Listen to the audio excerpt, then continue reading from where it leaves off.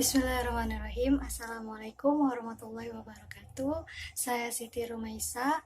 Kali ini saya akan menjelaskan tentang kerajaan di pesisir timur, yaitu Kerajaan Malayu Dharmasraya yang berdiri pada tahun 1183 sampai dengan 1347.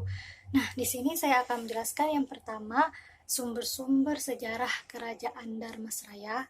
Yang kedua adalah fase pertumbuhan Kerajaan Dharmasraya, dan yang terakhir adalah sistem pemerintahan Kerajaan Dharmasraya. Dharmasraya yaitu ibu kota dari sebuah kerajaan Malayu di Sumatera. Nah, nama ini itu muncul seiring melemahnya Kerajaan Sriwijaya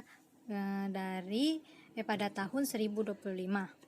Kemunduran Kerajaan Sriwijaya ini mengakhiri kekuasaan Wangsa Sailendra dan muncullah dinasti baru yaitu Wangsa Mauli.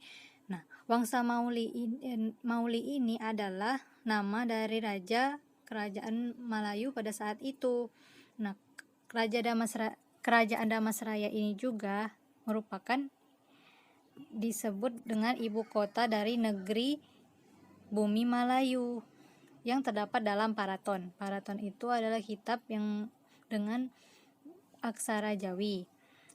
Kerajaan Dharmasraya adalah periode kedua atas Kerajaan Malayu di Pulau Sumatera. Maksudnya adalah Kerajaan Dharmasraya ini adalah Kerajaan Malayu muda. Nah, bukti-bukti Kerajaan Dharmasraya itu yaitu salah satunya di dalam Prasasti Padang Roco menyebutkan bahwa Raja Suwarnabumi bernama Maharaja Srimat Tribuana Raja Mauli Warmadewa, nah yang dikenal dengan Mauli tadi sebutannya, yang mendapat kiriman hadiah arca Amogapasa dari Raja Kertanegara, Raja Singhasari di Pulau Jawa. Arca tersebut kemudian diletakkan di Dharmasraya. Fase pertumbuhan Kerajaan Dharmasraya. Nah, Kertanegara itu adalah pendiri sekaligus Raja Singhasari yang mana menjalin persahabatan dengan Kerajaan Malayu di Sumatera guna menghambat upaya kewilayahan menguasai kerajaan-kerajaan di Nusantara itu sendiri. Nah, pada masa pemerintahan Aditya Warman ini adalah masa yang dimana Kerajaan Dharmasraya ini mengalami kemajuan. Nah, daerah ini meluas hingga ke Sumatera Barat. Daerah kerajaan ini meluas hingga ke Sumatera Barat. Nah, dengan kata lain, Malayu bangkit kembali sebagai penguasa Selat Malaka setelah Sriwijaya mengalami kekalahan. Mengapa di sini Malayu bangkit kembali? Dikarenakan kembali di sini karena Kerajaan Dharmasraya itu adalah Kerajaan Malayu muda. Kemudian Kerajaan Dharmasraya dipastikan mempunyai pengaruh yang kuat di Tatar Sumatera dan Selat Malaka setelah keruntuhan Kerajaan Sriwijaya tersebut. Nah, Aditya Warman ini digantikan oleh anaknya yang bernama Ananggawarman. Nah, sekaligus ini adalah raja yang terakhir memerintah Kerajaan Dharmasraya. Nah, pada abad ke-14 Kerajaan Malayu mengalami kemunduran. Apa sebabnya? Dikarenakan ajaran agama Islam yang telah masuk di Indonesia. Nah, sekarang kita masuk ke silsilah raja. Nah, raja yang pertama yaitu adalah Suryanarayana. Kemudian yang kedua adalah Srimat Trailokya Raja Mauli Busana Warmadewa.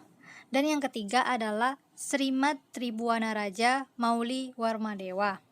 Yang keempat adalah Akaren Darawarman.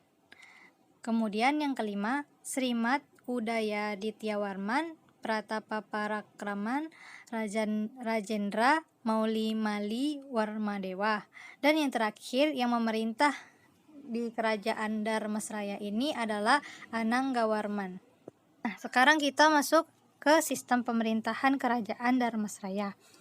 Nah, di sini saya akan menjelaskan yaitu 3 bidang politik, bidang ekonomi, dan bidang sosial. Nah, bidang politik itu sendiri ketika pada masa Kerajaan Dharmasraya, situasi politik Kerajaan Dharmasraya itu ya bisa dibilang stabil. Karena apa? karena tidak pernah terjadi konflik yang cukup mengkhawatirkan.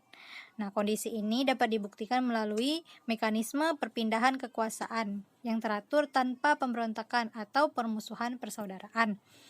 Kemudian, dalam bidang ekonomi, kehidupan ekonomi kerajaan Dharmasraya ini sama seperti kerajaan Sriwijaya. Nah, kegiatan perekonomian itu yang bisa dengan mudah dijumpai dalam lingkungan kerajaan Dharmasraya ini adalah berdagang. Baiklah, untuk sistem pemerintahan selanjutnya yaitu kehidupan sosial budaya pada masa kerajaan Dharmasraya.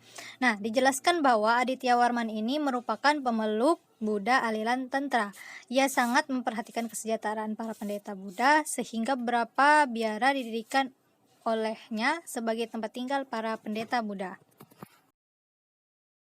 Nah, pada pembahasan yang terakhir di sini saya akan menjelaskan tentang peninggalan-peninggalan dan sumber sejarah. Nah, di sini saya tidak menyebutkan semua, saya hanya menyebutkan 4. Ya, di antaranya yaitu Candi Padang Roco, Arca Bhairawa. Nah, yang ketiga yaitu Arca Amogapasa, dan yang terakhir yaitu Prasasti Padang Roco. Baiklah, cukup sekian video presentasi dari saya. Apabila ada kata-kata yang salah, saya mohon maaf kepada Allah, saya mohon ampun. Wabillahi taufiq wal hidayah. Wassalamualaikum warahmatullahi wabarakatuh.